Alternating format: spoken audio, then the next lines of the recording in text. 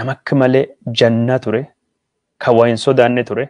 Anuma na doorsisu hin hidhamtanaan jedhu. Nama akka malee abdii ofirraa qabu ture.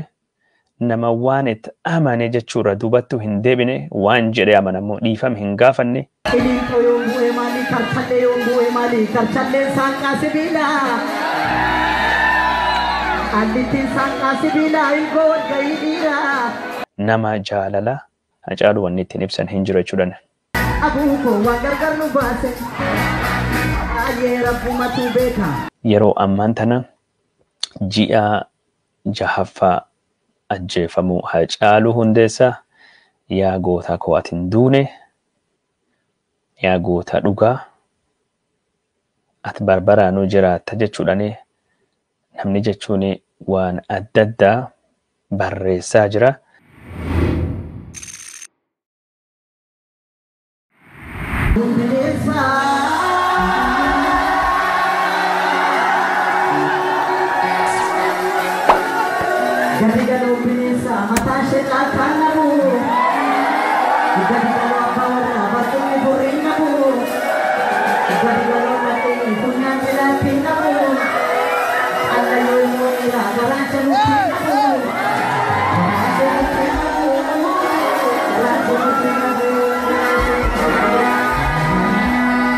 Abaye bacholoni negu. Abaye himma marrachisa. Abaye kobara nambeku. Abaye ofna sasachisa. Abaye bataskana sodo. Abaye ambobiya pato. Abaye agazi tuega. Abaye ambobiya pato. Abaye kadarala tega. Abuko wangargar nu base. Aye rabbumatu beeka. Egaasi nangala, egaasi nangala, aneeggalchuu nangala. Ji'a jahane durattuu waxabajjii 29 bara 2020 artistiin Oromoo akkaan jaalatamaa fi beekamaa Hacaaluu Hundeessaa magaalaa Finfinnee kutaa Galaan jedhamu keessattuu ajjeefamee argame.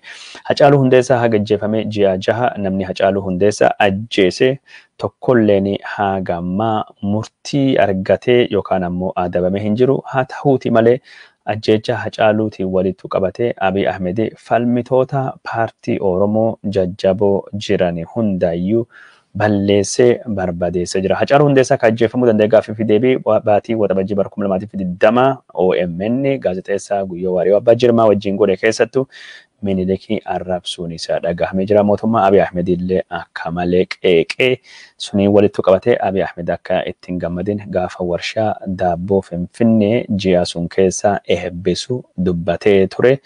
Hacaaluun achiin duuba guyyaa 3-4 jiraate addunyaa kan irra du'aan yookaan ammoo ajjeechanii deeme yookaan godaane. Hacaaluun eegee du'een duubatti waan gurguddaatu addunyaa kana irrattu ta'e.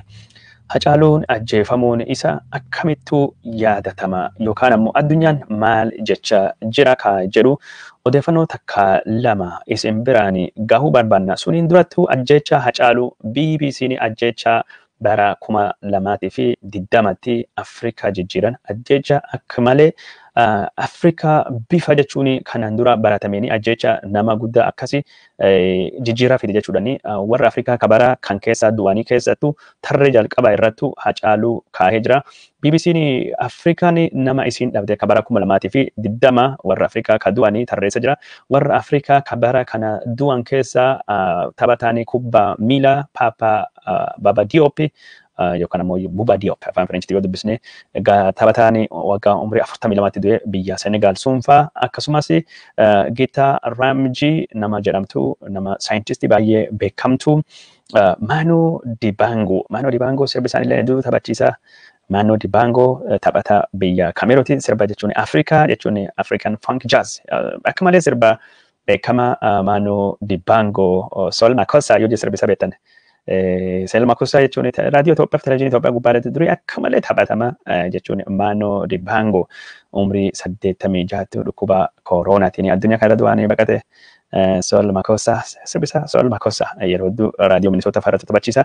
Manu Dibango Richard Maponya akkasumas warra bira Hawa Abdi Dr. Hawa Abdi yoo beektan taate nama jechuun doktoroota xaaliyaan baqachuu diddee Somaalii irraa baqachuu diddee nama hedduu gargaarte Maariyaa Tereeza yookaan Maazer Tereeza Somaalii jedhamti Hawa Abdi umrii 73 addunyaa kana irratti du'aan godaantee jirti. Gaafa jechuun Alshabaabii Somaaliyaa waraanee adda addaa deeme takka hin baqanne gaafa tokko odoo ishiin nama yaalaa jirtu warra jechuun nama ijjeessanii itti seenanii dhukaasanii kilinikii ishii keessatti nama hedduu ijjeessanii isiin garuu nama yaaluu hin dhiisne intalisiitiin gaafisiin haasofte intalisiin London jirti doktorii haati isii yottiin haasoftu waraabaa jirte telefoona isii duuba isiin yaalaa turte intalisiitiin haasawaa jirte dhukaasatti duuba deemaa ture Alshabaabitti seene isiin tuni duutee jirti Hawa Abdi kaane pirezidaantii Keenya Daniel Arap Moi pirezidaantii Keenya lammaffaa Jomo Kenyatta irraa aangoo nama fudhate nama gosa Kalenjiniti inni kunis umrii 95 addunyaa kanarra du'ee intala Mandelaatu du'e Mandela jechuun ka Afrikaa kibbaa jechuun pirezidaantii jalqabaa ka bilisummaan duuba kanam gurraacha suni intala isaa Zindizi Mandela umrii 56 addunyaa kanarra deemtee jirti namoota hedduu warra Afrikaa ka jechuun bara kana du'an keessa garuu the biggest impact ajjechaaf yookaan duutii akka malee Afrikaa jijjiirti jechuun ajjecha yookaan ammoo du'a Hacaaluu Hundeessaa ka waggaa 34 addunyaa kanarra magaalaa Finfinnee keessattu ajjeefame ka ajjeefamuun isaa sun ammoo Jawaar Mohammadii nama jedhamu aktivistii fi qabsaa'aa Oromoo beekamaa hiisise yeroo ammaan kana shororkaadhaan himatame Hacaaluun ajjeefame duubatti rakkoo jechuun jeequmsa naannoo Oromiyaa keessattu ka'e namni 160 olii du'uudhanii namni akka malee siyaasaa biyya sanii keessattu beekamu Jawaar Mohammad hidhame ammallee mana hidhaa jira jechuudhani dubbatamee jira. Pirezidaantiin biyya Burundii innis bara kan du'e jechuun pirezidaantii biyya Burundii pirezidaantii Pierre Nkurunziza innis bara num du'e garuu ajjecha Pierre Nkurunziza ajjecha yookaan du'a jedhutti hin ajjeefamne Bin Meheni artistii warra beekamu Nikita Pearl Waligwa ajjecha jechuun Zindizi Mandela ka jechuun akka Manu Dibango sirba funk jazz Afrikaatiin ka beekamu Daniel Arap Moi fa warra akka Hawa Abdi fa Richard Maponya fa ajjecha jechuun du'a warra jechuun Gita Ramjit fi akkasumas Papa Buba Diop taphata Senegal ka kubbaa miilaa umrii 42 du'e ajjecha yookaan du'a bara 2020 ka ardii Afrikaa guddaan du'a artistii Hacaaluu Hundeessaa jechuudhaan BBC'n akkasittu gabaasee jira daawwattoota kan jaallatamoo fi kabajamoo Hacaaluu Hundeessaa sadarkaa addunyaatti dhiibbaan inni qabu duutii isaa maal akka taate pireesii addunyaa BBC'n addunyaa akkasittu gabaasee jira Hacaaluu Hundeessaa eegii du'ee har'a jechuun ji'a 6 fi guyyaa tokko tahee jira. Kalee galgala Baalamii Goona aktivistiin jedhamu ka Oromoo Facebook irratti waan barreesse Hacaaluu Hundeessaa eegii ajjeefame. Nabiyyi jedhee yookaan raajichi Hacaaluu Hundeessaa artistiin qabsaawwan mirgaa ilmaan namaa eegii ajjeefamee har'a ji'a 6 guutee jira. Lubbuun isaa akka baatii goobanaa kanattu hanga'u jechuudhaan suuraa baatii yookaan ammoo ji'a goobanee Facebook isaa gubbaatti godhachuudhaan Hacaaluu Hundeessaa jiruu guutuu jiraate goota takkaa sodaatee hin beekne jechuudhaan bara baraanii seenaa kan keenya dagatamu jechuudhaan akkasitti barreeffamee jira. Har'allee Hacaaluu Hundeessaa du'ellee dhugaan yookaan ammoo haqii nama si ijjeese haqii kan kee hin baane namni si ijjeese hin adabamne jechuudhaan ajjecha kan keetittu sababa godhatanii mootummaan badii dhaqqabsaa jiru har'allee dhiiga uummata nagayaa biyya guutuutu dhangalaasaa jiran jechuudhaan waraana mootummaan uummata bal'aa Oromoo kan inni wareegameef irratti balaaleffatee jira. Dhugaan ammoo ni qallatti malee hin cittu jechuudhaan dhugaan gaafa tokko akka argamuu dandayu Baalamii Goona barreeffamee jira. Wareegamni kan kee wareegama jechuun buuree yookaan ammoo bilaashaa hin ta'u jechuudhaan ati nama akka dhakaa jabaatu gootummaan kan kee irratti wareegama kan kee irratti biyyaan ijaarranna jechuudhaan Hacaaluu Hundeessaa urjiin dhugaa samii irra gadi nu daawwachaa jira. Jechuudhaan akka urjii goobanii mul'adhi jedhee barreesse jira. Kana ka barreesse yookaan ammoo barreeffama kan ka barreesse Baalamii Goonati akkasitti jechuun Hacaaluu Hundeessaa du'uu isaa ji'a 6ffaa isaa yaadatee jira.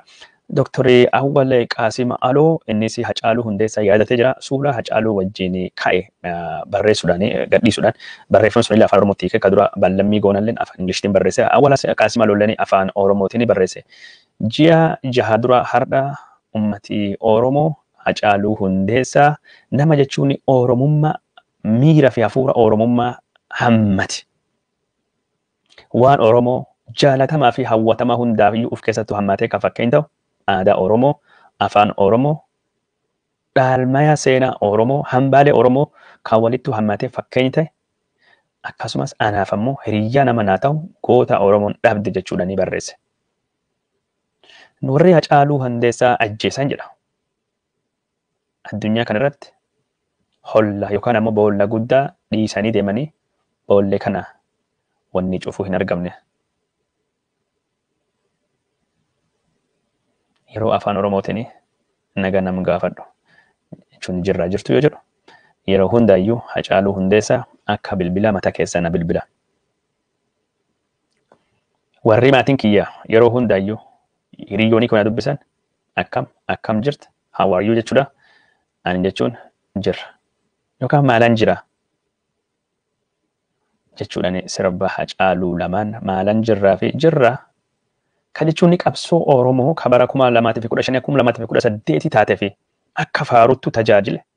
Sirba jechuun dallansuu Oromootii fi abdii Oromoo lachuu miira hammateen agarsiisan.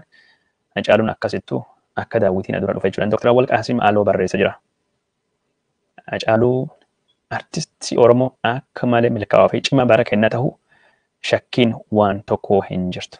Hacaaluun mallattoo Oromummaa kan waan Oromoon gaarii fi faaya qabu hunda walitti hammatee sabboonummaa Oromoo, siyaasa bilisoomsaa fi bilisummaa, diddaa, araara, artii, sirba diddaa, mana, biyya, baqaa fi waan biraa kan maqaa hin dhayin hundaayyuu sirba isaatii fi jiruu isaatiin walitti hammatee akeekee nu biraan gahe. Akka dhuunfatti Hacaaluun nama addaa ture. Nama akka malee goota caalu ture. Nama akka malee dandeettii guddaa uumamaan qabu ture. Nama akka malee janna ture. Kan waa hin sodaanne ture. Nama akka malee abdii ofirraa qabu ture. Nama waan itti amane jechuurra duubatti hin deebine waan jedhee amanamu dhiifama hin gaafanne. Nama jaalala. Nama taphataa maal haa jedhuti. Hacaaluu wanni ittiin ibsan hin jiru jechuudha. Gabaabumatti Haceen nama akka malee qarootii fi lubbu bareedduu addunyaan dhabdi. Ji'ii 6 darbe jira. Hacaaluun ammallee haqaa hin arganne. Hacaaluun jireenyi isaa gabaabduu jiraate xiqqoo jiraate keessattuu badhaadhina lubbuu hedduu fidee nama hedduu jijjiire. Yeroo gabaabduu addunyaa gubbaa jiraatetti lubbuu hedduu tuqe nama hedduu jijjiire. Akka malee Hacaaluu Hundeessaa dhabuun kiyyanatti mul'ata jechuudhaani. Dr. Awwal Qaasim Aloo suuraa inni wayaa gurraacha fi kiyoo Dr. Awwal qabu Hacaaluun ammoo huccuu adii guutii keewwatee kootii gurraacha irraan keewwatee kiyoo yookaan ammoo manziraa qabu Facebook irratti gadhiisa jira. Barreeffamni Dr. Awwal Qaasim Aloo kun 7,300 yoo jaalatamu nami yaada 422 irratti barreesse yeroo kumtakkaatiif 900 Facebook irratti qoqoodamee jira. Yeroo ammaan tana ji'a 6ffaa ajjeefamuu Hacaaluu Hundeessaa yaa goota koo ati hin duune yaa goota dhugaa ati barbaraanuu jiraatta jechuudhaan namni jechuun waan adda addaa barreessaa jira. Mootummaa Abiy Ahmed irrattuu dallansuu qabullee ibsachaa jira. Ati duutee ji'a jahanduu ballee tarree dhugaan argamne namni Hacaaluu Hundeessaa ijjeessa tokkollee manidhaa jira hin jiran jechuudha dubbatamaa jirani. Intalti jechuun yeroo Hacaaluun du'e bira jirtu harki qabdu jedhamtee shakkatamtu Laamroot Kamaal himatii isiyyuu akkamitti akka deemaa jiru namni beekamu jiru miidiyaan gabaasaa hin jiru. Namni jechuun isa ijjeessa lamaan tokkollee manidhaa hin jiran jechuudha dubbatamaa jira. Waggaa guyyaa 8ffaa yaadannoo Hacaaluu irratti abbaan isaa Boonsaa Hundeessaa Boonsaa ilma kiyya ijjeessanii warra isi ijjeesse qallabaa jiran jechuudha mootummaa qabee ture. Wanni Hacaaluu akkasitti deemaa jira. Hacaaluun ajjeefamee jira. Hacaaluun lamuu hin deebi'u garuu seenaan isaa barbaraa fi jiraata goonni maqaa ole. Hacaaluun gaafa du'e Amboo keessaa lola qaata shaggaree gahee mataanii sirba jedhu keessatti ilma jira hin du'u maqaanii jedhee sirba akkuma inni sirbi isaa keessatti jira ilma jiraadha Hacaaluun barbaraa fi jiraata. Inni barbaraa fi nu waliin jiraata. Hacaaluun jechuun hin duune. Warra ijjeessatti du'e Hacaaluun jechuun nama goota akkasiiti. Nama yaadannoo isaaf godhe. Nama siidaa fardaa gubbaattu Hacaaluu godhe siidaa dhaabeef pirezidaantii yuunivarsiitii Amboollee mootummaan Abiy Ahmed gammachuu waan irraa hin qabnee fi pirezidaantii yuunivarsiitii Amboos hojiirraa ari'e. Maallaqni siidaa Hacaaluu ijaaruu miiliyooniin meeqa akka guurame maal akka inni danamii beekin jiru. Warri Hacaaluu hijjeesse mootummaan hagamaa wanta godhaan jiru. Garuu Jawaar Mohammad qabsaawaa Oromoo yakka inni wanta akka hin hojjetin reeffa Hacaaluu butti jechuudhaan himata sobaa himata shororkaatiin hidhamee jira. Jawaar Mohammad waxabajjii 30 bara 2020 hidhame. Har'a muddeen 30 barri 2020 ji'a jaha har'i qabata. Jawaar Mohammad hiisisee Abiy Ahmed bakka inni hin jirrettu filannoo sobaa yookaan filannoo kijibaa qopheessuu deema. Filannoo kan yeroon saaxilu yeroon jechuun hidhamtoota siyaasaa kan akka Jawaar Mohammad faatii sagalee taanu akka Jawaar Mohammad gadhiifamu yeroon nu qabsaa'uu qabnu yeroon nu qabsoowuu malle ammaan tan. Jawaar Mohammad ji'a jaha hagidhamee mana hidhaa jira. Odeeffannoo nu qabnuun hamilee guddaa qaba. An dhugaa fi hidhame dhugaa fi qabsaa'ee Oromummaa fi Oromummaa kiyyaa fi jedhee miidhame hardhallee borillee iftaanillee ejjannoon keessanii waan ta'ee fi gaabbuu waan tokkoo hin qabu. Mootummaan kun na hidhu miti yoo na ijjeesse iyyuu waan godhee fi gammadaa adu malee ittiin gaabbu. Namni hedduun nama biyyattuu galtaa jettee nageektanii an ammoo kaayoo amaneef biyyattuu gala kaayoo amaneef lubbuu kiyya yoo kenne wanni an gaabbu hin jiru jechuudhaan torbaan kana mana hidhaa keessaa odeeffannoo argannee akkas dubbata. Jawaar dhugaa qabna dhugaan nu baasaa jedhee abdata. Bilisummaan kennallee fagoo hin jirtu. Injifannoon kennallee fagoo hin jirtu. Uummatii Oromoo qabsoo irraa abdii kutachuu hin qabu. Gaafii Jawaar Mohammad illeen gaafii qabsoon Oromoo illeen gufattu gaafii uummatii kenna abdii kutatee manattuu gala jechuudhaani akka namni kenna abdii hin kutanne dhaamee jira. Qabsoon Oromoo Jawaar jiraate Jawaar du'e itti fufti. Duutii gootota kan akka Waaqoo Guutuu, kan akka Garii Tulluu, kan akka Lamoo Qilxuu, kan akka Bishee Garbaa, kan akka Jaatanii Alii qabsoo Oromoo balbaletti hin cufne jechuudhaan hidhaan Jawaar qabsoo Oromoo irratti dubbii lafa hirkisuu danda'a garuu akka dhiibbaa hin qabne dubbatee jira. Jawaar Mohammad dhaamsi isaa dhaameen manidhaa irra uummatii Oromoo qabsoo hin dhiisinaa. Qabsoo finiinsa akka jedhu dhaammatee jira. Dhugaattuu bilisa nu baasa gaaf tokko bilisa bahuun kennalleen hin ooltu jedhee dubbatee jira. Fayyaan isa qixxee miirii isaanii guutuu yaada waan takka hin qabani. Jawaar Mohammad haga manidhaa jiru kanattuu hin qallate. Qallachuulleen waan inni barbaadu ispoortii hojjate. Suni alattuu kitaaba dubbisee yaadaan bal'ate. Yeroo kamiyyuu caala waan Oromoo fedhiin akka hordofaa jiru dubbatee jira. Daawwattoota keenya jaalatamoo fi kabajamoo kanaaf qabsoo jalqabne jabeessinee cimsinee itti fufuun dirqama. Sun tahuu qabdi san godhuu qabna.